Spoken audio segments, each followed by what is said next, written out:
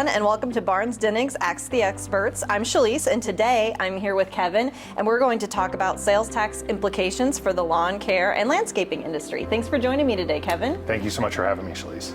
So we're going to dive right in. Why is sales tax such a big issue for landscaping and lawn care companies? So sales tax rules and laws vary widely from state to state, and landscaping services often fall into a gray area.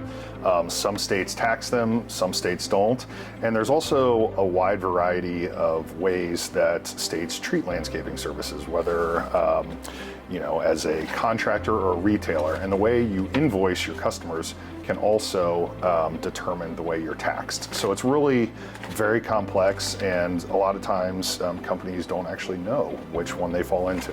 But how does invoicing and contracts set up sales tax liabilities for landscaping companies? Yeah, so that's a great question. The way companies invoice their customers can often dictate whether they're considered a contractor or a retailer.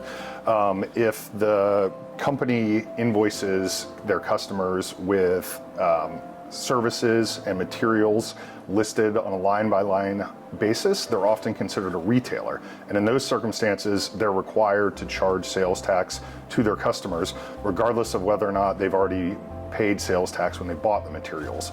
Conversely, when they just do what we call a bundled transaction, where they list kind of a lump sum where services and labor are included on one line, they're often considered a contractor, and in those circumstances, the services and labor are kind of treated as one, and they are not taxable. Indiana's new rule that went into effect January 1st, 2026 is a great example of this. Lawn care chemical applications are now exempt from tax as a service, whereas hardscape installations remain taxable. And I was hoping you might be able to tell us a little bit more about Indiana's new law. Yep, and I knew this would come up. Being from Indiana, this has been a big discussion topic with a lot of my landscaping clients in the state. Indiana specifically, what they have done is updated their sales tax bulletin 21. So effective 1/1 of 2026, bundled lawn care chemical applications. So when you're bundling the service of applying the chemical and the chemical itself, whether that be a fertilizer, pesticide, when it's bundled together now, the state of Indiana does not consider it a taxable transaction. The caveat of that, because you're not collecting sales tax when you invoice your customer, you're expected to pay sales tax when you buy those chemicals from your vendor, or report it as use tax if you didn't pay sales tax upon purchase. And now, I get this question all the time from my landscaping clients is, okay, can I just avoid having to collect sales tax, remit it all together if I just pay sales tax when I buy items from my vendors? Right, and that's a common misconception, but paying sales tax when you buy materials doesn't necessarily relieve you of the obligation to charge your customers sales tax. As we kind of previously mentioned, if you're considered a retailer due to the nature of your contract, you're still required to charge your customers sales tax, even if you've already paid sales tax on those same materials. It is possible to avoid paying sales tax when you're considered a retailer if you use what we refer to as a resale certificate. This allows you to present that to your vendor and avoid paying sales tax on the materials you purchase. But you're still required to charge your customers sales tax under those circumstances. And as you alluded to, there's often times when you might purchase materials tax exempt, but then you use them for a taxable job or in a taxable manner, and you're required to pay use tax on those materials. And so, Shalise, we started this discussion about how landscaping services are taxed differently from state to state. So keeping that in mind, how should landscaping companies approach sales tax as they expand into other states? So really, consistency and compliance are key. As we kind of already alluded to, sales tax, especially when it comes to landscaping and lawn care, varies state to state.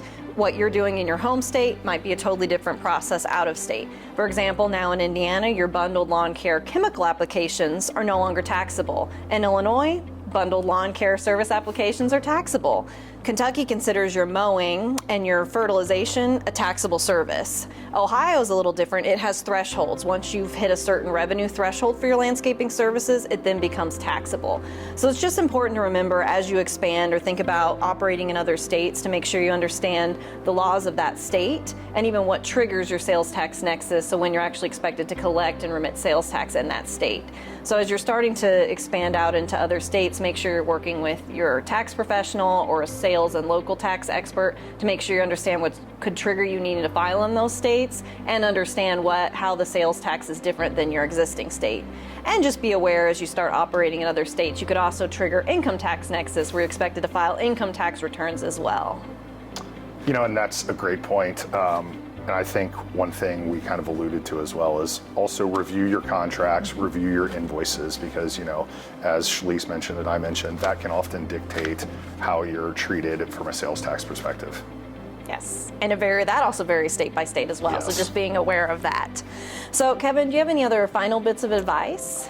I think you did a great job there kind of summing it up, but just to reiterate, sales tax varies so drastically from state to state, and companies often don't know that they're doing things incorrectly until it's too late, until they're under an audit. So, being proactive, consulting with your CPA or sales tax expert, reviewing your contracts, your invoices, your state laws, doing all that beforehand is something that can really save you a lot of time, money, and effort in the long run. Couldn't agree more. Well, thanks so much, Kevin, for your time today. And if any of you guys have any questions or want to have follow-up conversations with us about this topic, check out our website at barnesdenig.com. Thank you very much. Thank you, and thanks, Shalice. Thanks.